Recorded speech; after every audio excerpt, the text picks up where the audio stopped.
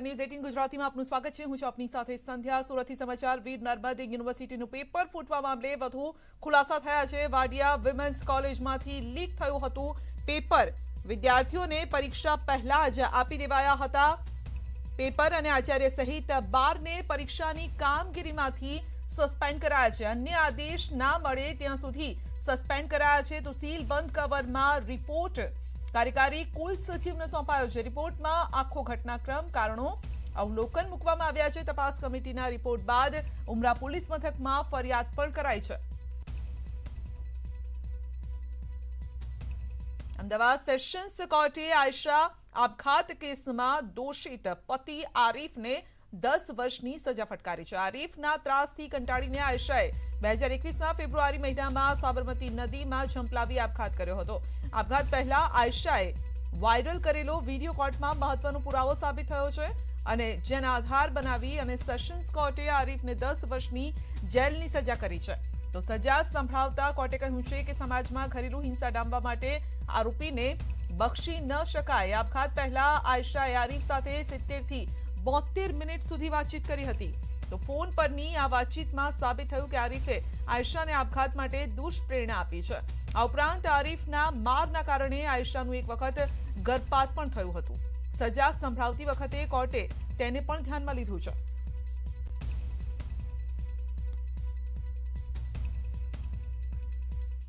અને વાત કરીશું નશાના કાળા કારોબારની।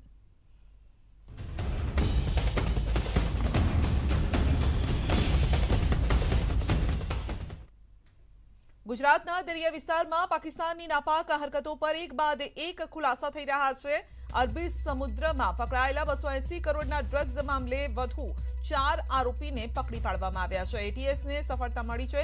एटीएसनी टीमे बातमीना आधारे दिल्हीमां दरोड़ा पाडता 4 आरोपीओने ઝડપી પડાયા છે અને તેમની પાસેથી 1 કિલો હેરોઇન પણ ઝડપાયું છે। एटीएसनी टीमे આરોપીઓની પૂછપરછ કરતા અનેક ખુલાસા થયા છે અને તરત જ તપાસનો ધમધમાટ ચલાવી મુઝફ્ફરપુરમાં દરોડા પાડી હૈદર નામના વ્યક્તિના ગોડાઉનમાંથી 35 કિલો હેરોઇન જપ્ત કરી 2 આરોપીઓની એટીએસે ધરપકડ કરી છે। હાલ એટીએસે પાકિસ્તાનથી ચાલતા નશાના આ કાળા કારોબારને લઈ સઘન તપાસ હાથ ધરી છે। એટીએસની ટીમ આ કારોબાર સાથે કોઈ આતંકવાદી સંગઠન સંકળાયેલું છે કે નહીં તે દિશામાં પણ કામગીરી કરી રહ્યું છે। અગાઉ પકડાયેલા 9 આરોપીઓના એટીએસે રિમાન્ડ મેળવી લીધા છે।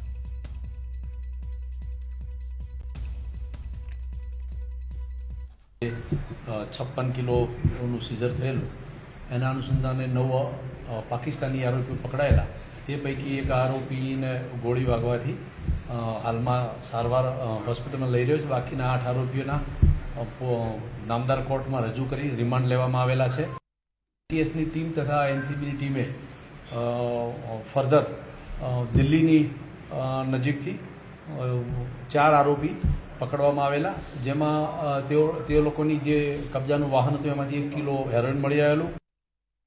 મુઝફ્ફરપુર ખાતે ગોડાઉનમાં રેડ કરતા હૈદર રાઝી નામના આરોપીના ગોડાઉનમાંથી 35 કિલો હેરોઇન મળી આવ્યું।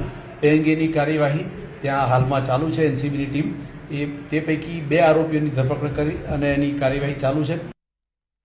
4 આરોપી જે પકડાયેલા એમાં હૈદર રાજી, ઇમરાન અમીર, અબ્દુલ્લા અફઘાની અને અવતારસિંહ, તે પૈકીના 2 આરોપીઓને અહીંયા લાવી એમની ધરપકડ કરી અમાનુર અબ્દુલ્લા તથા અવતારસિંહની ધરપકડ કરીને રિમાન્ડ માટેની કાર્યવાહી ચાલુ છે। વધુમાં આ જે આખું નેટવર્ક છે જે પાકિસ્તાનથી ચલાવવામાં આવી રહ્યું છે, એ આખા નેટવર્કની અંદર કઈ કઈ વ્યક્તિઓ ઇન્ટરનેશનલ રેકેટ છે, કોણ કોણ વ્યક્તિઓ આમાં સામેલ છે, એ અંગેની તપાસ કરવાના મુદ્દા હતા। વધુમાં જે કંઈ નાર્કોટિક્સની અંદરથી જે કંઈ નાણાં ઊભા થવાના હતા એ ટેરર ફંડિંગમાં હતા કે કેમ, અથવા તો ટેરર ફંડિંગમાં યુઝ થવાના હતા, આના સાથે કોઈ ટેરરિસ્ટ ગ્રુપ એક્ટિવ હતું કે કેમ, એ બાબતેના અલગ અલગ મુદ્દાઓના આધારે રિમાન્ડ મેળવવામાં આવશે।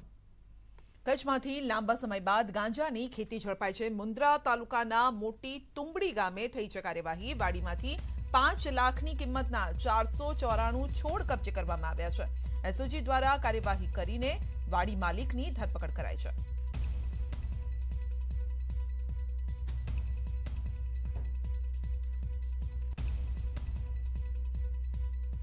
રાજકોટમાં કોંગ્રેસના નેતાએ જ વિરોધ પક્ષના વિરોધને ગણાવ્યા છે નાટક. વિરોધના નામે રસ્તા રોકવાથી રાહદારીઓને હાલાકી થઈ રહી છે. કોંગ્રેસના નેતા ધરમ કાંબલિયાએ ગૃહમંત્રીને લખ્યો છે પત્ર. વિરોધના નામે નાટક કરતા લોકો સામે ફરિયાદ દાખલ કરવા માટે પણ માંગ કરાઈ છે.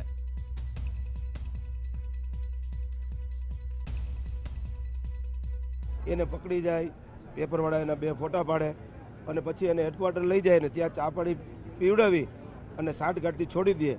હવે આ રાજકોટમાં આ ચલાવશે નહીં, કારણ કે રાજકોટની અંદર નાના બાળકો સ્કૂલે જતા હોય છે, વડીલો હોય છે, ગર્ભવતી મહિલા હોય, 108 છે, એવા ખૂબ અડચણરૂપ થાય છે. તમારે આંદોલન કરવું હોય તો અમને વાંધો નથી, કોઈ પણ પક્ષને આંદોલન કરો, પણ એનો એક રસ્તો હોય છે, એનો એક તરીકો હોય છે. આ તો રોજબરોજ તમે રસ્તા ઉપર આવી જાઓ અને બધા લોકોને બાનમાં લ્યો રાજકોટની અંદર, તો એ ચલાવી લેવામાં નહીં આવે. મેં ગૃહમંત્રી હર્ષ સંઘવીજીને કાગળ લખ્યો. સુરત શહેરમાં 8,000થી પણ વધુ વાહન ચાલકો 3 વર્ષથી આરસી બુક વગર વાહનો ચલાવી રહ્યા છે. પરિણામે આરટીઓમાં પરત થયેલી આરસી બુકની થપ્પી લાગી ગઈ છે. સુરત આરટીઓ છેલ્લા ઘણા વર્ષોથી ધૂળ ખાઈ રહેલા આરસી બુકના માલિકોની રાહ જોઈ રહી છે. તો આરટીઓએ આવા વાહન માલિકોને આરસી બુક લઈ જવા માટે વારંવાર જાણ કરી રહી છે અને ત્યારે કેટલાક લોકો કચેરી આવીને આરસી બુક લઈ પણ જાય છે, તો કેટલાક નવા વાહન ખરીદ્યા બાદ નહીં મળેલી આરસી બુક જ લેવા આવતા નથી.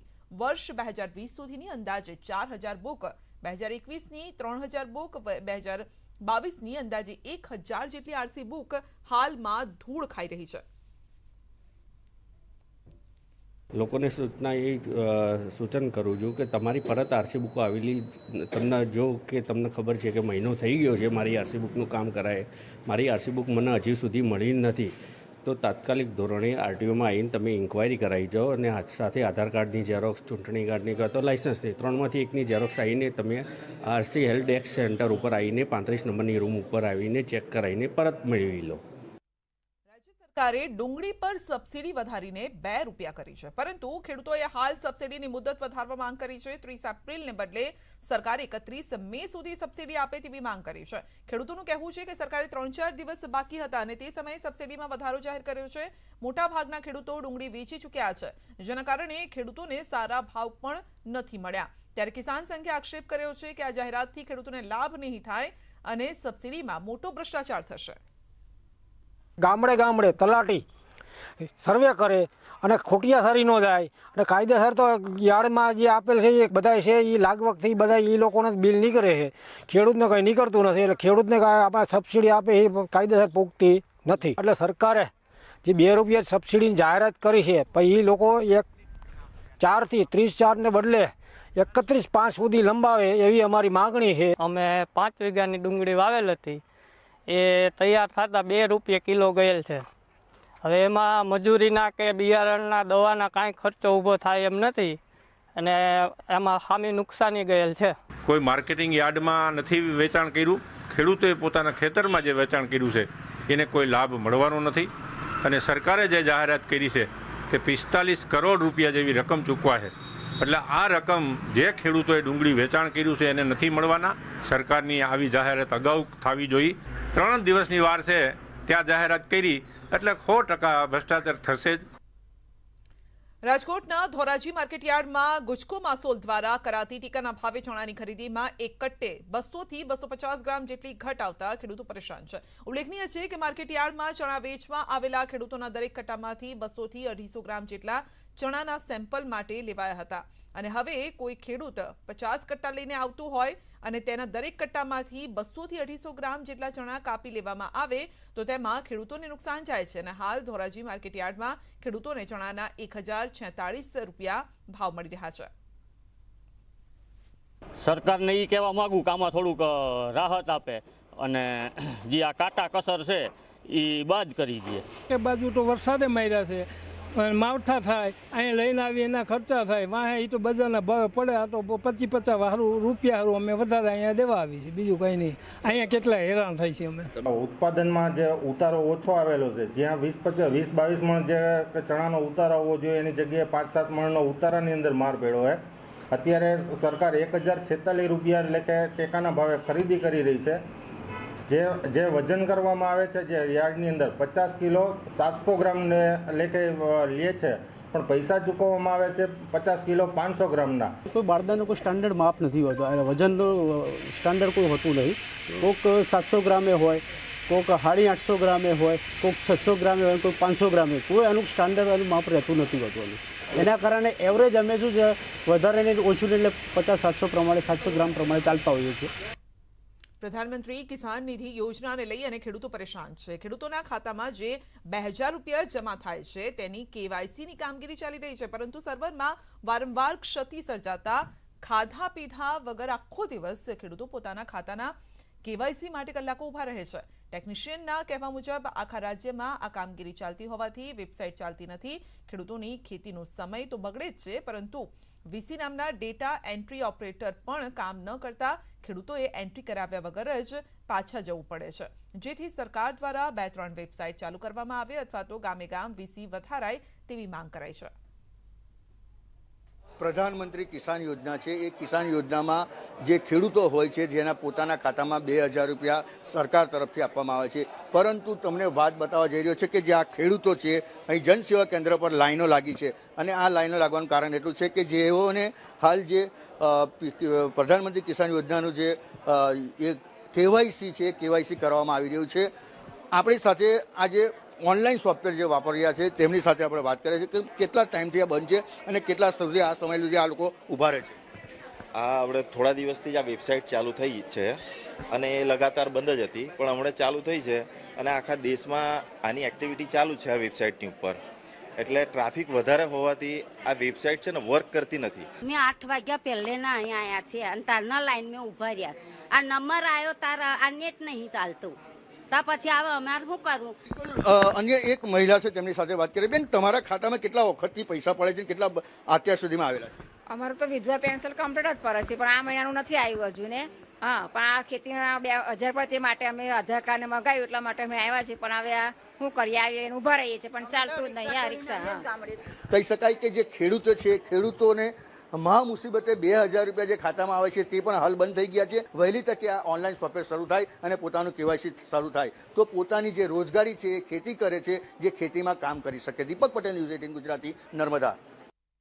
અમદાવાદના મણિનગર દક્ષિણી રેલવે પાટા નજીક ખુલ્લામાં ટીટોડીએ 3 ઈંડા મૂકતા સારા વરસાદની આગાહી તજજ્ઞો વ્યક્ત કરી રહ્યા છે. એવી લોકવાયકા છે કે ઈંડામાંથી પક્ષી નીકળી ઉડી જાય પછી વરસાદ પડે અને તેવું જાણકારો માની રહ્યા છે. ચોમાસામાં વરસાદ કેવો પડશે તેની આગાહી હાલ વૈજ્ઞાનિક ઢબે થાય છે, પરંતુ પ્રાચીન કાળથી ખેડૂતો ટીટોડીના ઈંડા પરથી વરસાદની આગાહી કરતા હોય છે અને આ વર્ષે વરસાદ નહિવત હોવાની આશંકા વચ્ચે ટીટોડીએ ખુલ્લામાં ઈંડા મૂકતા અસમંજસની સ્થિતિ સર્જાય છે. 4 વર્ષથી ભારત વર્ષમાં સામાન્ય વરસાદ વરસી રહ્યો છે અને ત્યારે આ વર્ષે ચોમાસું કેવું રહેશે તેવું જેવું રહ્યું.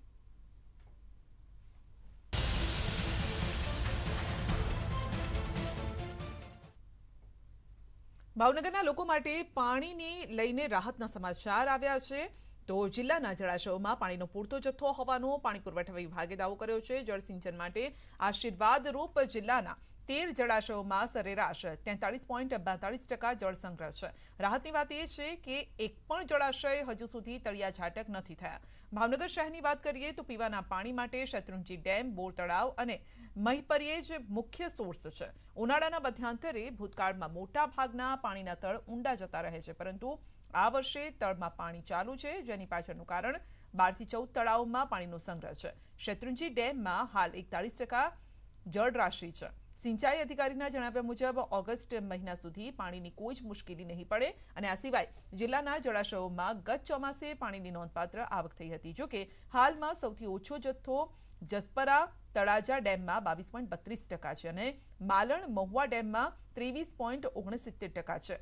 તો સૌથી વધુ હિમરપરા ડેમ 65.55% ભરાયેલો છે. સ્થાનિક પ્રશાસન એવો આશાવાદ વ્યક્ત કરી રહ્યું છે કે આ વર્ષે ભાવનગર જિલ્લામાં જળ સમસ્યા ભૂતકાળ બની રહેશે.